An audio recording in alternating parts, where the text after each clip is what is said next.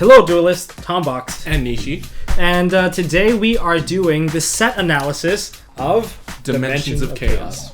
Yeah, so this is actually a pretty big set as far as competitive Yu-Gi-Oh goes, because we're receiving a lot of support for different archetypes, maybe only a few of which are competitive, but a lot of different archetypes.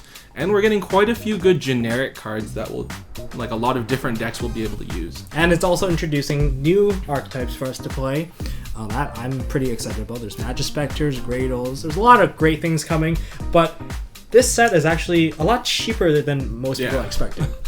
There's not as much high rarity stuff. Like, there's still the same usual number of secret rares and ultra rares, but I mean, a lot of the chase cards that people were really hyped up about aren't really that high rarity. They became common. It's kind of rares. I was like, whoa. And not only that, but I think this is like a step for Konami to hype up the next set, Breakers of Shadow. And that set looks very expensive. Breakers of Shadow looks like a game-breaking set. Like, that one looks so expensive. Yeah. But then if you get the support in this one, like you picked up really cheap now, and then you might want to get the chase cards in the next set. So that's what I'm expecting, right? So let's moving on. Let's get into some of the big archetypes now. We're gonna start with one of the most hyped ones, Magispector. Yeah. Now Magispector. Actually, I was expecting the rarities to be slightly different. Like, I was expecting, like, maybe an Ultra for the Unicorn, or maybe Raccoon is actually the Ultra now. Mm-hmm. And I was actually expecting Tempest to be, like, a secret. But there's no Magispector card that are secret. They have 2 Ultras, 2 Supers, and 1 rare. And the others are common. And a bunch of commons. Yeah, they're all commons. So Raccoon is your search all card. This is the ultra rare. It searches, not search all, but monsters. So more or less search everything. It's a really good card. It's ultra rare.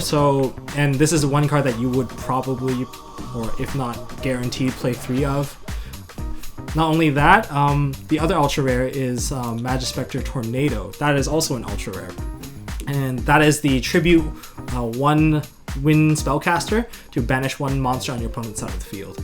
Yeah, so both of these are definitely like key cards in the deck, I think. Yeah. Tornado may be a bit less than the Raccoon, but definitely cards that you're going to want to pick up if you're planning on playing Magispectors on release. Since they're both ultra rares, I'd expect them to be anywhere from $30 to $40 on set release, and maybe settling between $25 and $30. Yeah, I'm thinking about like maybe about 20, 25. Yeah. Because they're just not very powerful on release. They're missing the counterpart, which is the structure deck from Masters of Pendulum. And they get a rare card that a lot of other Pendulum decks can use, which is the Magispector Unicorn Kirin. Mm-hmm. He's very good. He can work he can pretty much be splashed in a lot of decks because he has the effect to bounce a pendulum monster on my side of the field and 1 monster on my opponent's side of the field back to the hand. And it's a quick effect, so you can use it during your opponent's turn. That's also a very good card. I was expecting this card to be like a secret when they released this preview image, because it had like silver text. Yeah. And I definitely thought it was going to be a secret. But it's a rare, so you can probably pick this up for like almost nothing, which is really good. Well, I mean, I could definitely see it coming as like an Astral Pack Super, maybe even an Astral Pack Ulti. Yeah, it's a very good card. Yeah. The other cards that I kind of want to just quickly go over, I thought Fox was going to be a super. Fox is a common. The Cat is the super. Yeah. And Cat is like, I personally wouldn't run too many copies of Cat just because it's slower than all the other ones. And this Cyclone, the quick play spell that destroys a monster, is also a super. So you can pretty much pick these up for pretty cheap. Yeah. I'm not too worried about these 2 cards. So the next big archetype, Cosmos. The one that everyone's hyped up about. The reason that farm girls are like right now between $70 and $90. They're really expensive. If you like, Canadian sites are selling for like 100 something right now. No. Oh my god. I sold mine, so I sold all mine too. I was kind of hoping that I could pick up more from buying a box. Like, if you think about a Clash of Rebellion box right now, if you get Farm Girl, you get like, I don't know, Eccentric Archfiend. The whole box pays for itself right there. Sure, but you'd have to pull really, really well. And to pick up a Luster Pendulum. Whoa! Luster Pendulum's like $20 now. Yeah. It's ridiculous. But the Cosmos big ship, that's the Dark Destroyer. Yeah, so it's just like the other ships in that it can't be targeted, but also when it's special summon, you get to pop a monster on your opponent's side of the field. It's 3k beat stick. When it's destroyed, summons a monster lower level than itself, so it can summon the next big ship. Yeah. Well, it's a secret rare, and I definitely think it's a card you're gonna play like at least 2 of, maybe 3. Maybe even 3, yeah. Yeah, I mean, well, one of the problems with the deck right now is that they only have 6 ships available to them. But with the next set, they're going to have access to a wider variety. So it'll be interesting to see how the ratios of the deck change. I think they're going to be a little more monster-centric than focus on the back row. Yeah. Because they have a lot of OTK potential just from, like, you telling a farm girl. Or just, like, just put out a farm girl and put out another monster. It's like, like Strawman. Strawman's also coming out. Ultra rare. Strawman's an ultra. And he's really good once you have a minor setup. Already available. I'm expecting this to be very expensive. The big ship, I think it's 80. Easily $80 at set drop. Depending on how Cosmo does, though, I think it could settle around $60. Yeah. Like, think about Megalo back in the day. Sure, yeah. It's a good comparison there. It's like a boss monster that's only for a specific archetype. Yeah. But if they do really good, they'll spike like crazy. And like, I thought about a lot of decks that can't deal with the big ship, and most cards need 2 card combos to actually deal with it, unless you have Cyber Dragon. Yeah, no, the big ship's a huge pain in the ass to get over. Magic Specters actually have no outs.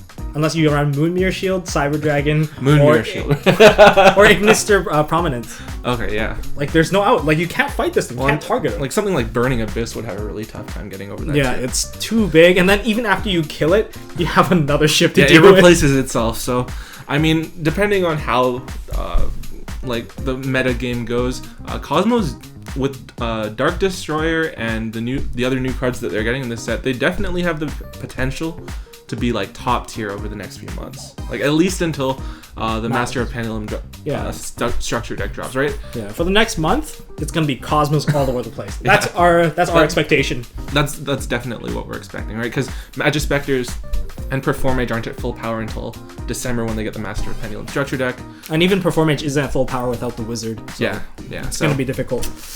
We'll see how it goes. So let's go into another archetype that's been getting support, and since the beginning of the release of Pendulums, yeah, with Odd Eyes Dragon in that structure. So Odd Eyes. Now Odd Eyes is one of the reasons why Masters of Pendulum is a really playable deck. It's one of the variations that you can play, but rather than giving you the structure deck completely cheap and meta, you have to pick up a few secret cards to actually play this deck. So Odd Eyes Vortex Dragon and Odd Eyes Fusion are both secret rares in this set. I think Odd Eyes Dragon is an ultimate rare as well. Is it? Yeah. I would like to get the ulti of that. I like the ulti. I would like the ulti as well. But the secret rare of Vortex, the effect of Vortex is kind of like most of the counter traps. It negates effects of spell traps and monsters by sending one of your extra deck face-up Pendulum cards back into your deck, which is a very cheap cost. Yeah, that's not that bad at all. And not only that, when you summon it out, it spins a card back onto your opponent's hand. So that's also very good. Now, being secret, Odd Eyes Fusion is searchable by Skyark, which is the field spell coming in the structure deck.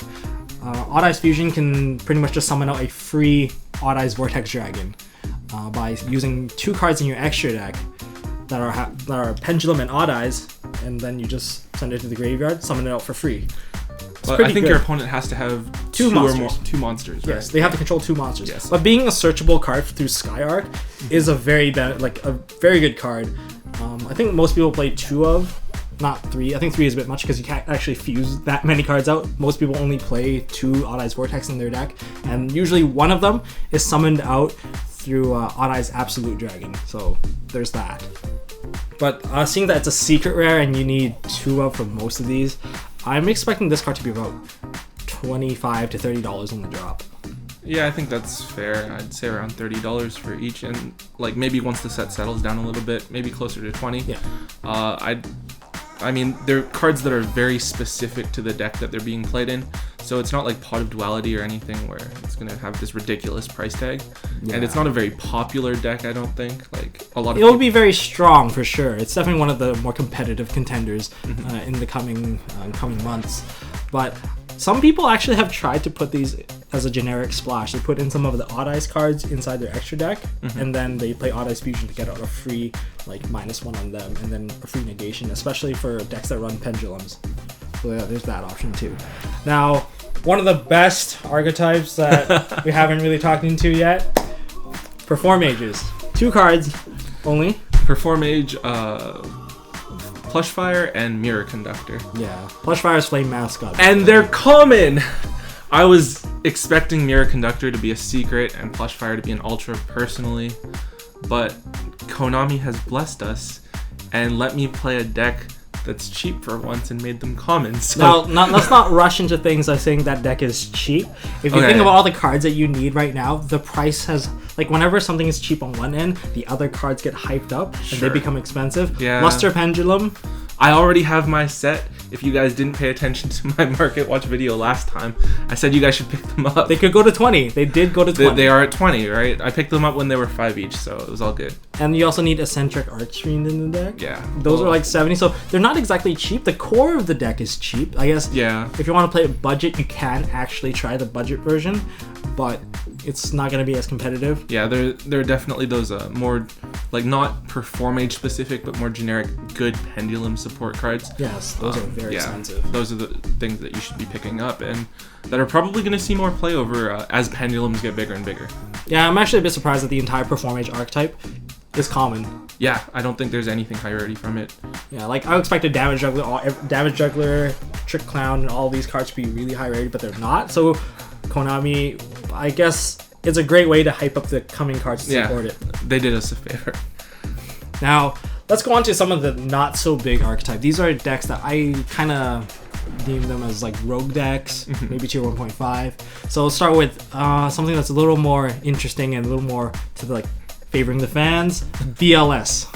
The BLS archetype. BLS and Gaia. Yeah, I guess Gaia as well. So that set gets 2 super rares, Ultra Ulti from the BLS, and a lot of high rarity support to contribute to that. Yeah, I wasn't really too big on it. Maybe because I don't really like the BLS archetype. I don't think it's very competitive. But Gaia is Gaia is your engine card. Gaia's one of the more important cards. It's an ultra rare. For people that are actually looking for it, it probably might like drop about $20, 20-ish, and then will settle much lower. I think it'll settle at like $5, if that, just because it is one of the cards that you probably may or may not win 3 of. So just be careful on that. Yeah. And then there's like the spells and everything. A lot of support on this stuff. But I didn't look too much into it. No, I don't know too much about it. But I would say it's not exactly too competitive, but in Breakers of Shadow, you are getting the Sacred BLS that also contributes to this deck. So it might be something that you might hold on to for now and then wait for Breakers of Shadow to actually get the Supreme Soldier. Yeah, exactly. So I guess we'll see how it goes. Exactly. It could be good. Now, for budget players, there's something great for you guys in this set. Gradles. Common and super rare. The Boss Monster super, everything else common. Yeah, that deck's terribly annoying. It is if you don't know the matchup, you can actually steal games from like people playing higher tier decks. Yeah. So what are Gradles? I've done a little bit of a talk on this in the previous video. You can go check it out. But Gradles are the Snatch Steal deck. Every single monster, if you destroy them by battle, except for Slime, you steal your opponent's monster. You equip it, and then you take it. Now, just to avoid confusion for people playing Cleese, all the monsters are level 3, but when they equip onto your monsters, they're counted as spells. So it doesn't matter that you're higher level, we're going to take your monster anyway. Oh, God. It is a very annoying thing. One of the things that happened before was I crashed my monster onto a Cliffort shell that was tribute summoned. I stole the Cliffort shell and then attacked him for a game with the same shell. It generates a lot of salt. That's gonna be worse than like attacking into a fire hand or an ice hand. No, because you're gonna get my monster. It's gonna steal it, and the deck is really cheap to play. There's a lot of variations. People have been splashing these cards into other decks. Shaddolls have done Shaddol Gradles, which is a very interesting deck. If you guys know a deck list, feel free to post it down below. But Gradles, all common. The sneak peek is gonna be crazy for the draft tournament. That's gonna be an annoying sneak peek. Holy. Yeah. Now moving on, we have DDD. Now DDD was the OCG exclusive stuff. Yeah. I actually don't know too much. I've played against it. I know that we are getting all the support from the contracts. I guess we're called dark contracts rather than the covenant cards. A lot of search, a lot of fusioning, just crazy plays. I think there's a few different cards that they're missing. I mean, I haven't looked into the archetype too much, so I can't say too much about it, but I don't think that DDDs are released at full power quite yet. They're missing a couple key cards from the archetype. I was talking with Rad Ryan 5Ds about it. Shout out to him. But yeah, they're missing like 2 or 3 cards from the archetype, so maybe not too good yet. But if it's an archetype that you want to play, I think the highest rarity of any card in there is super rare. So it's a good thing to pick up. Yeah, nothing too high. If you don't want to play like all competitive all the time, like it's really stressful when you play all competitive. It's terrible. Just pick up something that you can play for fun for relatively cheap, and this will be one of those decks. And there were supports for DDD a couple, if not the previous set, like a couple sets ago. Yeah, something. Yeah, one of the fusions, one of the more important fusions that turn all your Covenant contracts from life damage to life gain, which is pretty beneficial. Yeah. So other things that are getting support, like I'm just gonna quickly run over these because I don't think they have a significant impact for us. No. So we have Super Heavy Samurais, they're getting more stuff. Blackwing's getting more stuff. And Ignites get a couple cards here and there. But aside from that, I'm not too... Yeah, I think we covered most of the main decks that are getting like significant support in the upcoming set. So let's go into some of the more generic cards that, well, not completely generic, but like notable cards for the set. These are cards that have major impact to the decks that they're supporting, and some of these are just really good generic cards. Yeah. So we're gonna start off with some of the commons. Fluffle Wings. Fluffle Wings is like a draw engine card for Fluffles. It just is really consistent, gives them a lot more draw power, and actually gives them a lot of setup power for like OTKs with the Fright for Fusion and everything. Yeah. This card being a common, it gives them like draws off of the toy vendor. If you send it to the graveyard, you can banish and get like more draws. It's quite significant for Fluffles. Yeah, well, it definitely makes them like even the smallest bit viable. I mean, before this, I'm not afraid of Fluffles at all, but this, I'm actually afraid of them OTKing me or pulling something off. So. Yeah, if they get that Fright for Wolf on you, and then they just like get like 3 attacks on you, it's very easy to set with Fluffle Wings. Yeah. And that's why it's extremely scary. Well, Fluffles is a very easy deck to kind of disregard, right? But I don't think you can disregard it anymore. Yeah, if you don't have like a proper setup to block their hits, you're gonna get killed pretty quickly. What's the next one? I'm actually a little more excited for this one. Despot 6. Despots, if you played against them, if you ever experienced the Despot 3 into Machine Dupe, now they can practically OTK you. Now they get their final Pendulum card, Despot 6. And now they have a complete scale. They have scale 10 and a scale 1, so they can just like spam out every single one. And if they get that many Pendulum cards, or that many Despot cards, that Despot 3 is going to have a major attack boost when he swings into you.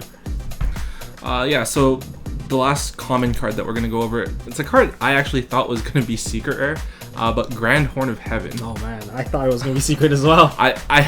I don't know why it's a common. I think it's actually a bit of a blessing from Konami here. Yes. But just like regular Horn of Heaven or Black Horn of Heaven, it's a counter trap card.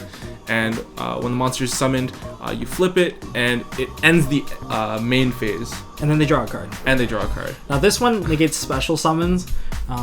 Doesn't exactly have any cost except for the giving them a draw.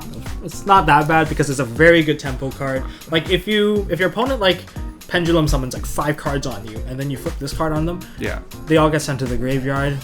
Awesome. They get a draw. Okay, why not? But it skips their main phase. Now it moves on to the battle phase. But that's actually they don't have monsters. Exactly. They don't have monsters. So they just literally just skip your entire battle. Yeah. And if you go to main phase 2 and you start summoning again, you don't have to feel the threat of taking battle damage anymore. Yeah. So it's definitely a really, really good card to control tempo when you guys are playing. It's a good side deck card too. Great card against any Pendulum deck, really.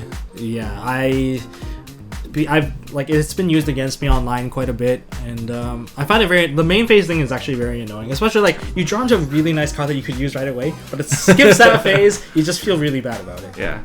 Let's go into ultra rare. So one of the like really, really notable ultra rares from this set is Magister Paladin, the Ascending Draco Slayer. Yes. This is a rank 4 generic monster with 1850 It's not attack exactly points. Generic. 2 Pendulum monsters. Or 2 Pendulum monsters. But 1850 attack points, 2000 defense. When it's summoned, you can activate the effect to search during the end phase for a Pendulum monster. Yeah, that's actually really nice. That's really good. And it actually pairs off with Ignister Prominence, because Ignister Prominence has the effect to summon out a Draco Slayer out of the deck, but that monster cannot be synchroed. So the only option for you to use this card is to, I guess, overlay with it and to make, I guess, Magister Paladin. Yeah. But, I mean, definitely seems like a good card. It's pretty good, especially if you get the search for a lot of the Magispectors. it is a considerable option if you do run the Luster Pendulum, because it works very well. It also has a summoning effect to summon out, I believe, an extra deck Luster Pendulum. And then that card cannot be used as an Exceed material, so you can use that one for synchroing. So that's how they kind of crisscross around. Yeah. There's one card we kind of forgot to talk about in the ultra rare notable cards. It's Ignite Reload. It's actually not an Ignite specific card. It's for generic pendulums. You get to shuffle back pendulum cards back into the deck and draw cards equal to the number you shuffled back in +1. So it's like an upstart, but it's also quick play, so you can do it during your opponent's turn, which is, I don't know. You guys can kind of figure this out. Well, I guess aside from ultra rares, we have the final secret rares like we kind of want to talk about. Yeah. I'll talk about Scarlight Dragon Archfiend. This card's a monster. This card's crazy. I don't know what I want to say about this card, because it's a level 8, same stats as Red Dragon Archfiend, counts as Red Dragon Archfiend on the field. Or in the graveyard. But this card is literally, I think it feels like Fossil Dino with the ignition effect. It kills any special summon monster that has less attack than itself. Right, and it has 3,000 attack points. So kind of just wipes the board of all special summon monsters. Yeah. Level 8, so it kind of hits Cleese as well. All the pendulum decks. And on top of that, it burns your opponent for 500 life for each monster destroyed. So you can kind of game your opponent if you guys are running really low on life. It's like, bam, you die. Yeah. Which deck do you think should run this card? Anything synchro related, really. I think Yang Zing's definitely, because I don't know. I guess that would make them miss timing. But they can make a Scarlet Red Dragon Archfiend that's unaffected by spells or trap cards. So I mean, your opponent won't even be able to stop their monsters from being destroyed. That's crazy. Yeah. Like the other card that's a secret rare that I think is really good, Blazing Mirror Force. Yeah, this is a ridiculous trap card. We got Storming Mirror Force in the last set. Storming Mirror Force bounced all the attacking monsters to the hand, or attack position monsters to the hand. This one's more like the original Mirror Force in that it destroys all the monsters, but Ring of Destruction. On top of that, you take all of the combined monsters' attack points, cut it in half, and you lose that much life points, but then you inflict that much damage to your opponent too. Ice Hand, Fire Hand won't activate because of misses timing. Right, those cards will miss timing, but you can game your opponent with this. That is true. Like, this can completely turn the entire tide of a duel, and I don't know. I think it's a ridiculous card. How much do you think it will cost on drop? I think it's actually going to be like a $40 card. I mean, what do you think it's going to settle down? I think it's $40 on drop, maybe $30, $25 at sneak.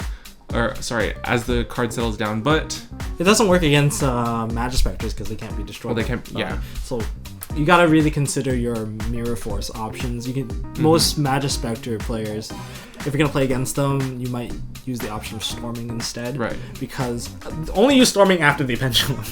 Don't storm everything back to their hand. And like, Pendulum Summon +5. Well, I mean, Storming Mirror Force has actually gone up in price. Storming Mirror Force is like a $30 card now. Oh, isn't it? Yeah. Oh, wow. It went up from like $20 just out of nowhere, so it's a good option, like especially if you're gonna use your extra deck a lot. Storming Mirror Force is a really good card to just wipe that all off. Yeah. All right, so the last secret rare that I want to talk about, and Thomas isn't really sold on this card. No. Most of the people I talk to aren't really sold on this card, but Urgent Ritual Art. It's a secret rare trap card, normal trap. When you flip it, you can banish a ritual spell from either your hand or your graveyard, and its effect becomes the same effect as the banished ritual spell. I know that when I tell people about this, they think it's kind of slow, not a great card, but I'm thinking about its applications in Necroz, and I think it's absolutely hilarious if you can Trish your opponent during their turn. Oh, because that's like the good old days of like Formula Synchron. Exactly. Ugh. Right, but I mean, in the mirror match, before they tribute off with Val, you can Trish them. Or, hey, you're setting your hand and not keeping any cards in hand. Well, you just drew for a turn, so during your standby phase, I'm gonna Trish you. It's funny, right? And I mean, really mean. Even if you're not summoning Trishula, you can summon out Unicorn because Unicorn is like a quasi floodgate. Yeah. Or Closalis because Closalis is huge and it has a quick effect that you can use in the damage step.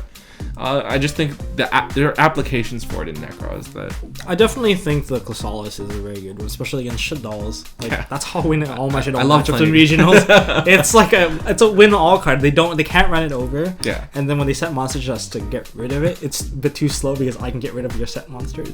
Chrysalis is very good, but like I think this card feels like escalation of the Monarchs in a tiny sense, especially in the Necros application. Right. Because escalation Monarchs give you your Monarch effects. This one will give you your Trish, your Gugnir, your all your crazy monster effects out, and you get the monster out on board.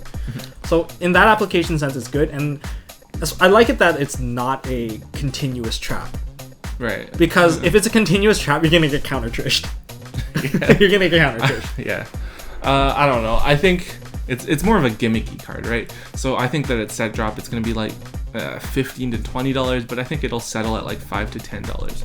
But I'm still gonna pick them up because I like the card. So Nishi, anything to add to this set? I don't think that Dimension of Chaos is like one of the sets that you should be buying boxes and boxes of, because I mean there's not that many high rarity cards that you guys are going to be after. But if you guys want to play any of the decks that were supported or like just released in this set, you should definitely be picking them up because you're going to be needing them to play those decks in the future. Yeah, a lot of the cards that you want to play now gets a lot of support in Breakers of Shadow, and not only Breakers of Shadow, there's also the Monarch stuff coming too, so there's a lot of things coming that I'm pretty happy about. This is a really big transition period that we're getting into. Well, we've been stuck in the current format for like about 7 months ish. Ever since Necros came out. Yeah, it's been the same 5 decks on the top constantly, except for the recent release of Cosmos. So, alright guys, this is it for the set analysis of Dimensions of Chaos. So if you guys like this video, please give us a thumbs up. And if you guys think we missed anything, or you guys want to give us your opinions on the set, make sure you guys leave a comment down below. And if you want to see more videos from MST.TV, please of course subscribe to us. And I have something else to add. I'm working a lot on MST Open Series 2. That's our upcoming tournament on November 14th at Stronghold in Vancouver. BC. And if you guys are in the Seattle area, I don't know, like the island or anywhere near the West Coast, I would recommend to come by. Yeah, come by and say hi. It'll be fun. Yeah, play in the tournament. There's mat prizes and pin prizes and win a mat tournaments. It'll be like a mini regionals. Yeah. Our prize support's better than regionals, don't worry. Actually, it is better than regionals. Yeah. So I'll be working a lot on that stuff, and I'll also be doing the Monarch video soon of how to demo the combos. That's all I have to add. Anything else to add, Nishi? No, I'm good. All right then. Well, until next time, don't forget to hold on to your MST.TV.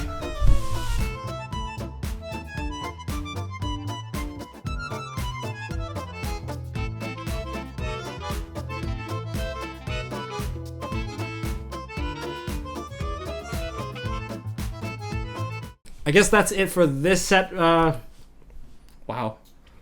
I guess this is it for this set. And I can't say anal for some reason. What are you doing? This is a blooper, right? Alright guys, so that's it for this set analysis of Dimensions of Chaos. Oh my god. Alright guys. He's still laughing. I can't do this.